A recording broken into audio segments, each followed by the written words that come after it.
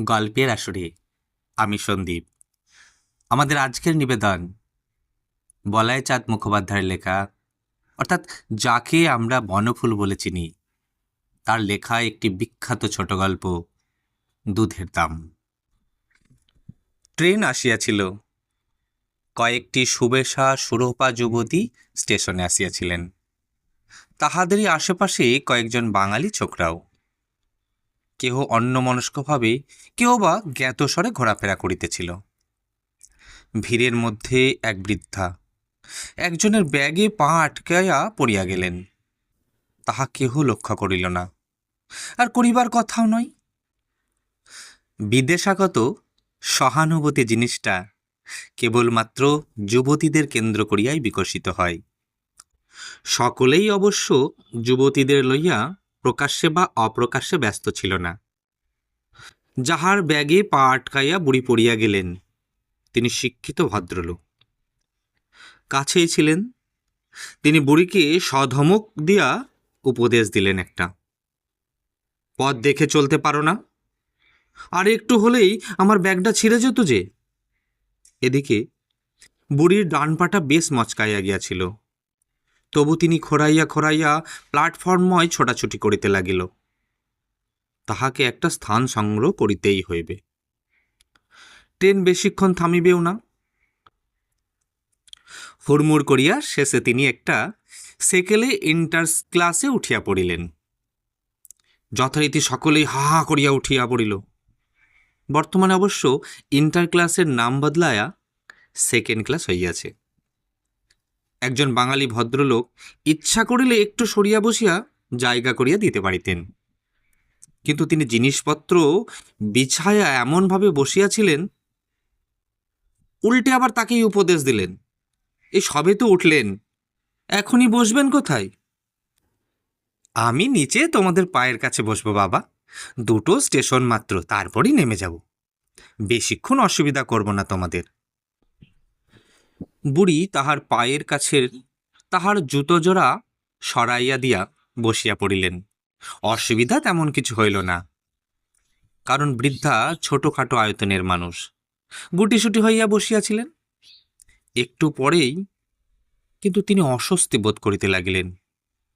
যে পায়ে ব্যাগটা আটকাইয়া গিয়াছিল, সে পাটা বেশ ব্যথা করিতে লাগিল। চাহিয়া দেখিলেন পা ফুলিয়া গিয়াছে। তাহার ভাবনা হইল, নামিবেন কি করিয়া? আর দুটো সেশন পরেই শুধু নামিতেই হইবে না, আর একটা ট্রেনে উঠিতেও হইবে, অথচ পা নাড়াইতে পারিতেছেন না। ট্রেনের কামরায় অনেক বাঙালি রইয়াছেন, অনেকে তাহার পুত্রের বয়সী, অনেকে বা পৌত্রের বয়সী, কিন্তু ইহারা যে তাহাকে সাহায্য করিবেন, তাহার পূর্ব অভিজ্ঞতা হইতে তিনি কিছু আশা করিতে পারিলেন না। তবু হয়তো তাহাদেরই সাহায্য ভিক্ষা করিতে হইবে, উপায় কি? বৃদ্ধা যে স্টেশনে নামিবেন, সে স্টেশন একটু পরেই আসিয়া পড়িল। প্যাসেঞ্জাররা হুড়মুড় করিয়া সবাই নামিতে লাগিলেন। বুড়ির দিকে কেহ ফিরিয়াও চাহিলেন না। আমাকে একটু নামিয়ে দাও না বাবা, উঠে দাঁড়াতে পারছি না আমি। বুড়ির এই করুণ অনুরোধ সকলেরই কর্ণ করে প্রবেশ করিল, কিন্তু অধিকাংশই ভান করিয়া যেন কিছুই শুনতে পান নাই। একজন বলিলেন, ভিখারি মাগির আস্পর্ধা দেখেছেন? যাচ্ছে তো উইদাউট টিকিটে, তার উপরে আবার। তিনি বৃদ্ধাকে ভিখারিণী মনে করিয়াছিলেন, কিন্তু বৃদ্ধা ভিখারিণী নন, তাহার টিকিটও ছিল, সেকেন্ড ক্লাসেরই টিকিট ছিল। আর একজন বিজ্ঞ মন্তব্য করিলেন, এইসব হেল্পলেস বুড়িকে রাস্তায় একা ছেড়ে দিয়েছে, এর স্বামী ছেলে নেই, কি আশ্চর্য কাণ্ড। সিগারেটে টান দিতে দিতে তিনিও নামিয়া গেলেন। গাড়িতে যাহারা রইলেন, তাহাদের মধ্যে দুই একজন টিফিন ক্যারিয়ার খুলিয়া আহারে মন দিয়াছিলেন। বুড়ির কথা তাহাদেরও কর্ণে প্রবেশ করিয়াছিল, কিন্তু সে কথায় কর্ণপাত করা তাহারা সমীচীন মনে করিলেন না। বৃদ্ধা তখন দু হাতে ভর দিয়া ঘাসটাইয়া দাঁড়ের কাছে আসিয়া পড়িয়াছিলেন, কিন্তু নামিতে সাহস পাইতেছিলেন না। এই বুড়ি, হটো, দারোয়াজ আছে। এক মারোয়ারি যাত্রী বৃদ্ধার গায়ে প্রায় পদাঘাত করিয়াই ভিতরে প্রবেশ করিলেন। তাহার পিছনে এক বলিষ্ঠকায় কুলি, তাহার মাথায় সুটকেস, হোল্ডঅল। কুলির পিছনে চপ্পল পায়ে নীল চশমা পরা লক্কা গোছের এক ছোকরা। সে ভঙ্গি ভরে বলিল, দয়াময়ী, পথ ছাড়ুন, দরজার কাছে বসে আছো কেন? পায়ে লেগেছে বাবা, নামতে পাচ্ছি না। ও, দেখি যদি একটা স্ট্রেচার আনতে পারি। ছোকরা ভিড়ে অন্তর্ধান করিল, কিন্তু আর ফিরিল না। যে বলিষ্ঠ কুলিটা মাল মাথায় করিয়া ঢুকিয়াছিল, সে বাহিরে যাইবার জন্য দ্বারের কাছে আসিয়া দাঁড়াইল। মাইজি, কৃপা করকে থোড়া হটকে बैठिए, आने जाने का रास्ता पर কেউ बैठे गए? বৃদ্ধা হঠাৎ ফুপাইয়া কাঁদিয়া উঠিলেন। আমি নামতে পারছি না বাবা, আমার পায়ে প্রচণ্ড চোট লেগেছে। আপ কাহা জায়গা? গয়া। চলিয়ে হাম আপকো লে যাতে হ্যাঁ। এই বলিয়াই বলিষ্ঠ বয়স্ক ব্যক্তি যেমন করিয়া ছোট্ট শিশুকে দুহাত করিয়া বুকের উপর তুলিয়া লয়, কুলিটি সেইভাবে বুকে বৃদ্ধাকে তুলিয়া লইল। সেখান থেকে সোজা লইয়া গেল ফার্স্ট ক্লাস ওয়েটিং রুমে। आप यहाँ पर बैठिए माँ जी, गया पैसेंजर का थोड़ा देरी है, हम ठीक टाइम पर आके आपको ट्रेन में चढ़ा देंगे। বৃদ্ধা ওয়েটিং রুমের মেঝেতেই উপবেশন করিলেন। যে দুইটি ইজি চেয়ার ছিল, সে দুটিতেই সাহেবী পোশাক পরা দুইজন বঙ্গ সন্তান হাতলের উপর পা তুলিয়া দিয়া লম্বা হইয়া শুইয়াছিলেন। একজন পড়িতেছিলেন খবরের কাগজ, আর একজন এক্ষণে ইংরেজি বই। বইটির মলাটের উপর অর্ধনগ্না হাস্যমুখী যে নারীর মূর্তিটি ছিল, বৃদ্ধার মনে হইল সে যেন তাহার দিকে চাইয়া ব্যঙ্গের হাসি হাসিতেছে।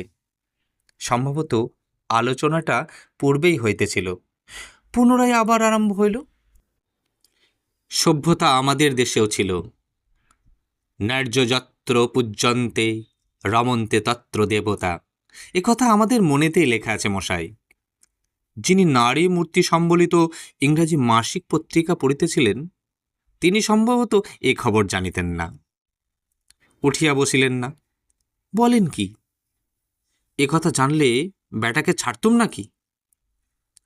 মনুর যুগেও যে আমাদের দেশের সভ্যতা ছিল, আমরা যে বর্বর ছিলুম না, একথা ভালো করিয়াই বুঝিয়ে দিতম বাছাধনকে।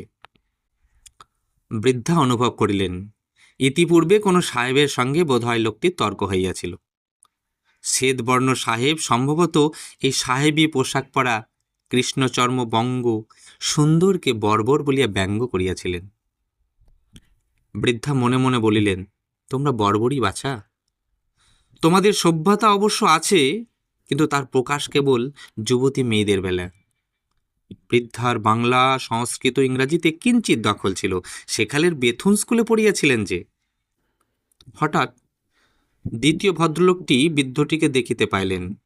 আরে, এ আবার কোত্থেকে জুটলো এসে এখানে? কোনো ভিখারি টিকারি বোধ হয়। প্রথম ভদ্রলোক আন্দাজ করিলেন, সত্যি ভিখারিতে ভরে গেল দেশটা। স্বাধীনতার পর ভিখারির সংখ্যা আরও বেড়েছে। সবাই আবার মুখ ফুটে চাইতেও পারে না। দেখা গেল ভদ্রলোকটি একটা পয়সা বাহির করিয়া বুড়ির দিকে ছুড়িয়া দিলেন। নির্বাক হইয়া বসিয়া রইলেন বৃদ্ধা। পয়সাটা তুলে নাও, পয়সাটা তোমাকেই দিলাম। বৃদ্ধা তবু কোনো কথা বলিলেন না। দাতা ভদ্রলোকের সন্দেহ হইল, বোধহয় বুড়ি বাঙালি নয়। তখন রাষ্ট্রভাষা ব্যবহার করিলেন। চাকুরির অনুরোধে কিছুদিনের পূর্বেই রাষ্ট্রভাষায় পরীক্ষা পাশ করিয়াছেন। পয়সা উঠালে তুমি কো দিয়া হ্যায়? তখন বৃদ্ধা পরিষ্কার বাংলা ভাষায় বলিলেন, আমি ভিখারি নই বাবা, আমি আপনাদের মতোই একজন প্যাসেঞ্জার। এখানে কেন? এটা যে আপার ক্লাস ওয়েটিং রুম। আমার সেকেন্ড ক্লাসের টিকিট আছে। পর মুহূর্তেই সেই বলিষ্ঠ কুলিটি দ্বার প্রান্তে দেখা দিল। চলিয়ে মাইজি, গয়া প্যাসেঞ্জার আ গিয়া। তাহার বলিষ্ঠ বাহুর দ্বারা পুনরায় বৃদ্ধাকে শিশুর মতো বুকে তুলিয়া লইয়া বাহির হইয়া গেলেন। গয়া প্যাসেঞ্জারে একটু ভিড় ছিল, কিন্তু কুলিটি বলিষ্ঠ শক্তির জয় সর্বত্র। সে ধমক ধামক দিয়া বুড়িটিকে একটা বেঞ্চের কোণে স্থান করিয়া দিতে সমর্থ হইল। বৃদ্ধা তাহাকে 2টি টাকা বাহির করিয়া দিলেন।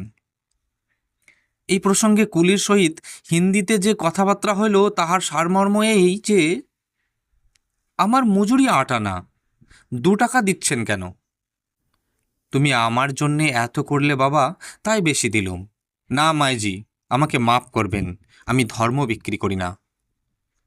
তুমি আমার ছেলে বাবা, ছেলের কাজই করেছ। আমি তো তোমাকে দুধ খাওয়াইনি, সামান্য যা দিচ্ছি তা দুধের দাম মনে করে নাও বাবা। দীর্ঘজীবী হও তুমি, ভগবান তোমার মঙ্গল করুন। বৃদ্ধার গলায় স্বর কাঁপিয়া গেল, চোখের কোণে জল টলমল করিতে লাগল। কুলি ক্ষণকাল হতভম্ব হয়ে দাঁড়াইয়া রইলেন। তারপর তাকে একটা প্রণাম করিয়া সেখান থেকে নামিয়া গেলেন। ধন্যবাদ।